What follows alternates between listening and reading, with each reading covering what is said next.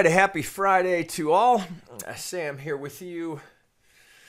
We're kind of mid-morning here on Friday, May 4th, and today I took it upon myself to pick a couple of cryptocurrencies that we're going to analyze here. So today, first up, I've got to look here at Ethereum to the dollar. Now, I've got a 2-hour up. This is Ethereum to the dollar on Bitstamp. There's a couple of interesting things happening here. So obviously we've got some sort of a motive wave underway. It's a little tricky to get a count on this because at first glance here, as we try and work back into where we might be in this count and with regards to what to expect next. If you're working through this and you're trying to identify wave relationships and wave counts, you kind of work backwards and saying, well, where are my deepest retracements? Well, these are my two deepest retracements. But along here, boy, it's really hard not to look at this and just immediately want to look at it and think, well, okay, if I'm looking here, this sure looks like that's my first little impulse off the low. And note here, we go right to the golden zone, and then boom, boom, boom. You're just nailing through, blowing through targets. So good indication here that at first glance, the thought that this is a 1, 2, 3 makes some sense. So if I just work into it just off, well, what's the most obvious, the easiest thing to spot would be that I've got some sort of a 1, 2, 3, 4, and then we'd go up here and we'd complete the 5. Well, if we allow for that, so an extension, I guess we'd have to call that an extension in the 5th because I'm sure that's going to be longer. So if I look at the length of my 3rd, yeah, so this is going to be long. So an extension in the 5th. Then we get this reaction. So that would suggest that what we have here on a larger degree would be something along these lines. This would be a 1, this would be our 2, and then we're going up to find our 3, 4, and 5 up here. Let me take that up a degree and change the color. So does that make sense? Does that play? Come on. Well, the problem with it, or problem's the wrong word, but where you run into just a point of hesitation is that's a shallow 2. So if I pull from my low here on the assumption that I've got a completed 5-wave structure, well, I'm a little shallow for a 2. Now, we're in the 10 to 12% range here. This here we don't even make the 38 for a 2. That's very shallow for a second. Not that it doesn't happen, but it's just we're 10% of the time we have a wave 2 that is that shallow. But there it is. So still 10% of the time. So in a very strong market where we just have an impatience here, this would have been just textbook here. We had the prior resistance here, potentially setting up for support. So that's where I had been kind of eyeballing as an opportunity. But it looks like now we've just gone what didn't happen. So now we've moved into this next level here. So on the assumption here that we've got something else happening here, and that we're just these are going to go and be much higher. We got to kick all this up out of the way here. Well, you look at this now and you think, okay, well, first question is, well, why are we stopping here? Well, so we are hitting an algo target here, but my guess is that's more relative to this second pull here. So if I look here. So from my proposed wave 2 here, it looks like I have another 1, 2. So look at this confluence that we get up here. So I get this algo target, right, in conjunction with the negative 100 off of this swing. So from swing low, swing high, we get a tick just through the 65. So it would imply to me that given that what I have now here is a 1, 2 going in, and the fact that I've just tagged the negative 100 suggests to me that that's a 3, and then a 4 and a 5 is going in. So we got to go down a degree so that stays consistent. Okay, so that looks like what I have here. So here, if this is 1, 2, so I can allow for that 2 to go a little bit deeper here. We go right into the spread, right into the lips of the Vegas wave. It's just absolutely textbook perfect. So from that, then we get, here's our first target, second, we're getting all the way to our third target, which suggests that I've got a 1, 2, 3 underway. So we go right to this little pocket here, which suggests that if I'm allowing for this to be a completed 5-wave impulse, and I've got a very shallow 2, well, then I'm looking for my third to go impulsive, and of course we'd wick off the 1 here. It would look as though I've got another 1, 2, and I've gone right to my proposed target. So if I measure this and show this as I've shown it many times here, so if I take the length of my 1, project it from my 2 low, here we get our high probability zone. Here's our 1618, right? So we're getting a big cluster of confluence up here, of technical confluence. Just these are probability zones, right? So we have the algo third target. We have the target here off of the potential 2 getting hit. And then we have a potential target for our wave 3. But of course, you got to look at the bigger picture here and say, well, what else could be going on here that would force this to be running into resistance right here?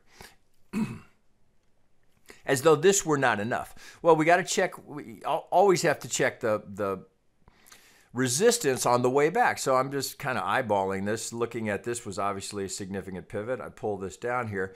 Well, as you can see, what we've done here is we've just run right into the 50%. So if you can see that, excuse me. So we've run, so look at the number of factors, the variables, technical variables that come into play there. Let me close this up so you can see that. Swing high to swing low, we've come right to the 50. So you've got just a huge confluence of technical indicators suggesting that you're at the very least likely to hit some stiff resistance there. So that just shouldn't surprise anyone. But I guess my broader point is you got to check these. Now, so even here we can see we broke this one. So you're thinking, oh, good, you know, game on. Well, you got to go to the next major pivot. You have to check these so that you can anticipate where you're likely to run into resistance. So if you were long off of any of these pulls, any of these, well, this is a reasonable place to expect that resistance, to look for a reaction and, you know, not full profit, take a partial profit. Well, if we dig in on this now, on the assumption that we have this correctly identified here, and then I've got a 1, 2, I've gone up, I've hit all this resistance here for my 3, well, the next trade is my 4. So now the question is, can we get through that resistance? Well, no, nothing difficult here. So I'm just going to strip this down a bit since we've identified all of this. Well, if that's my 1, 2, if I've got this, I have that right on there. Yeah, so here's my 1. Here, just labeled. Here's my 2. So, you know, just like any other set of swings, we're going to look for our relationship between our third. We're looking for our 4th to come in here. I'd want to wick that off as well. Potentially some support here. That would not be unusual for that to offer us some support. So now what we're looking for is, if I take this down, I'm going to go to a 30-minute. We want to see if we can find an ABC in here and tee this up for our 4th. So let me clear some of this out since we've got all that identified, and then I can work off of this. So if we look within this third, looks like I've got nice subdivision here as well. So 1, 2, looks like 3, 4, and then I go up for my 5. Well, this looks like just the start of an A wave, so something going in here. Here's what we're kind of the range we're looking for. Excuse me. So do I have that right? Well, it's reasonable, not unreasonable as I look at it here. So since I've got a 1 and a 2, I'm definitely going to put a pitchfork on it. So from my swing low down here, up to my high, down to my low. Okay, kind of interesting. Looks like I've got to get the 1, 5 on there.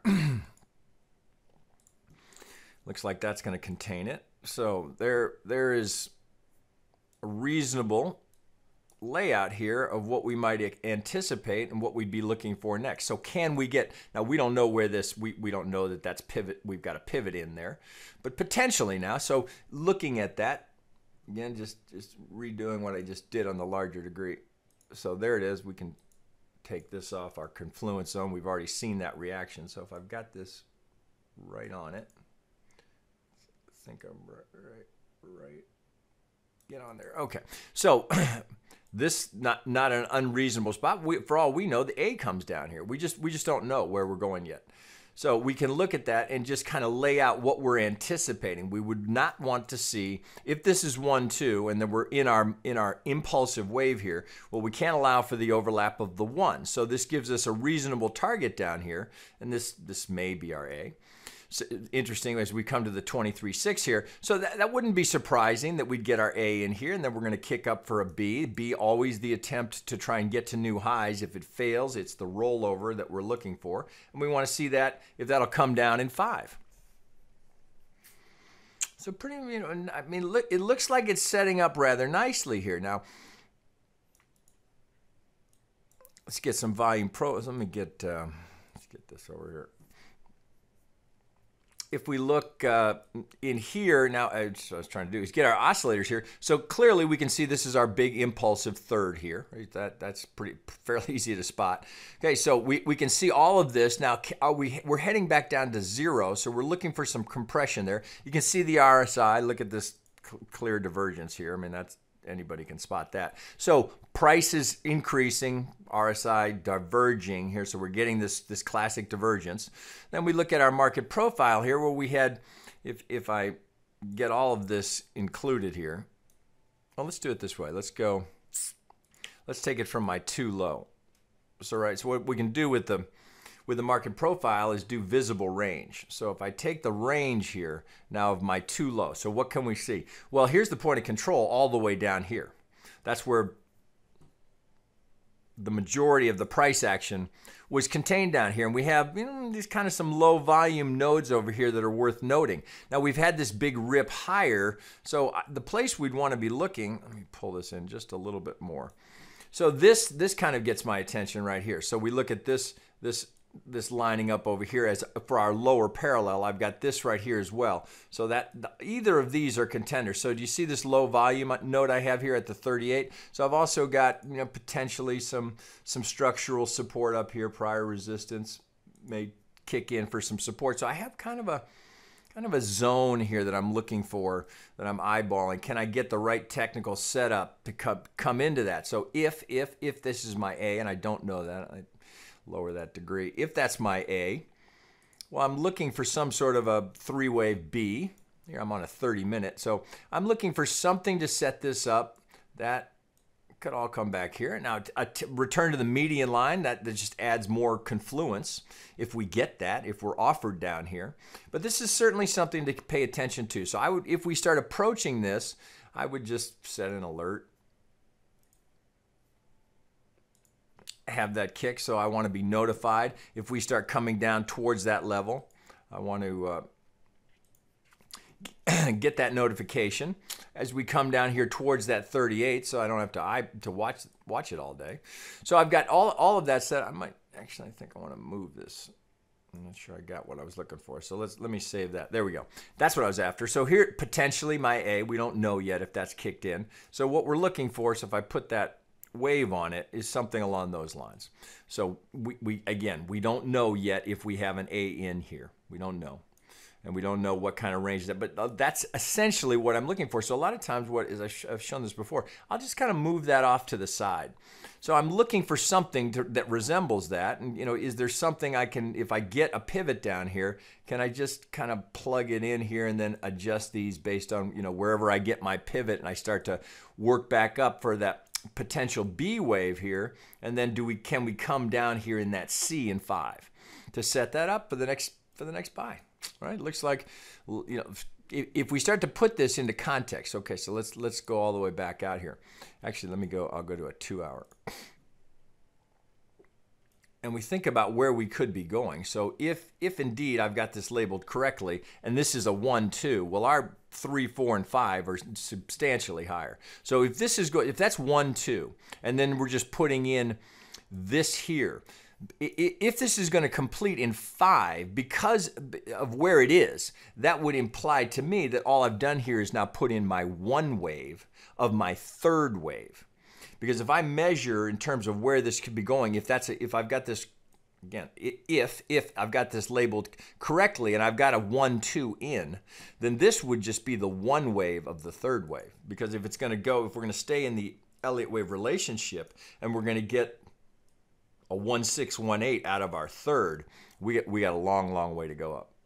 Long, lot of upside potential there if this 1-2 is going to be realized and we're going to go up to some of those upper targets.